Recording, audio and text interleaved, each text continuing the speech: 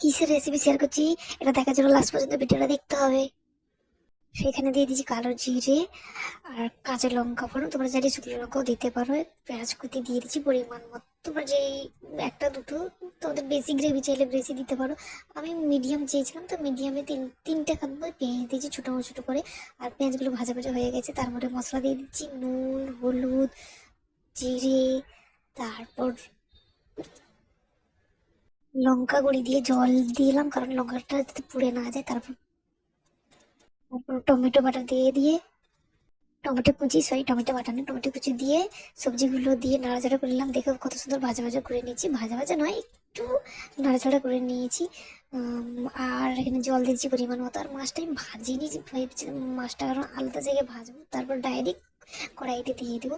তো এখানে দেখো মাছটা ভালো করে ভাজতে দিয়ে দিলাম আর দিয়ে দিয়েছি কড়াইতে। দেখো আমাদের রান্না রেডি কমপ্লিট।